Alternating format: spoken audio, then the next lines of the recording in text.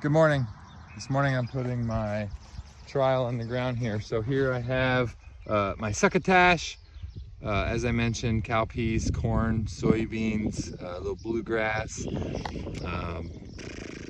sunflower seeds, and hairy vetch.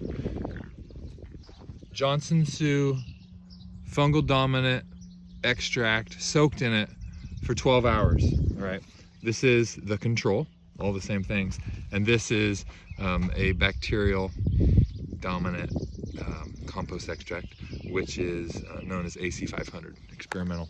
All right, so I'm gonna cover those up in a nice garden area here, flag them off. Let me slow down. In a garden area here, flag them off, and then we'll watch the emergence to see if we can identify some of the things I'm having trouble identifying out in the field where I used, I did like 16 acres of a trial where I had coated Johnson Sioux and the bacterial extract on different trials. I did 16 acres of the Johnson Sioux extract, 16 acres of the AC 500 extract, and then another 20 some acres of what I consider to be the control. All that is out in my organic field, and at emergence I'm not seeing the pop, and so I decided to soak these seeds, this succotash scenario. I soaked them for 12 hours.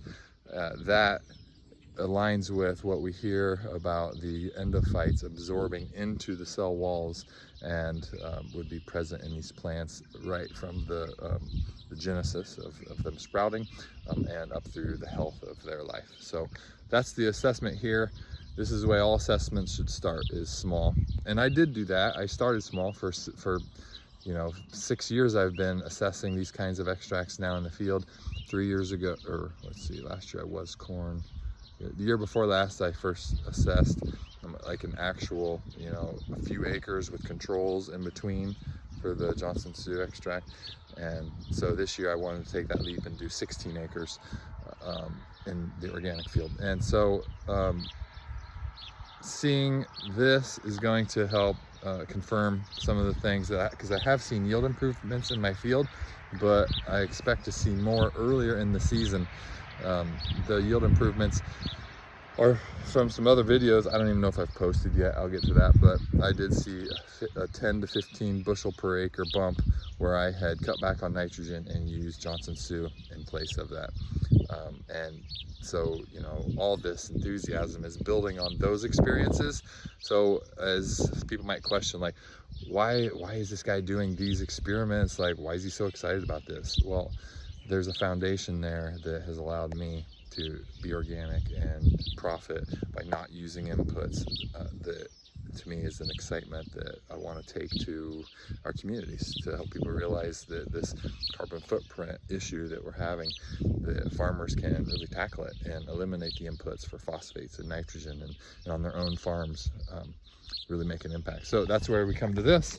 I'm going to go ahead and just cover these things up, and we'll see if this emerges here. And frankly, it'll be, I guess, 3 or 4 days. This is the time of year where things really pop here as we get into mid-May, and these especially should really sprout quickly because they've already been soaked in water for 12 hours.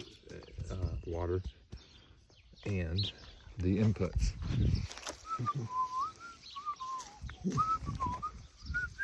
And then it's kind of cool because the science of multi-species cover crops is proven that they actually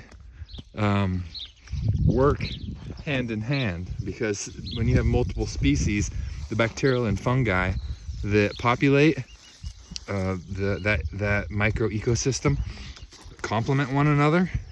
For example, you got legumes in here that'll fix nitrogen, and then you've got corn, which needs nitrogen, and that's just a gross broad example, but there's some microbiologists would tell you much more in-depth examples about how the mycorrhizae communicate between seeds, and that can make it so you get even more of a benefit when you grow multi-species together. So thank you very much. Tune in, subscribe, like. I look forward to bringing you more of the results of these kinds of experiments as the summer comes along.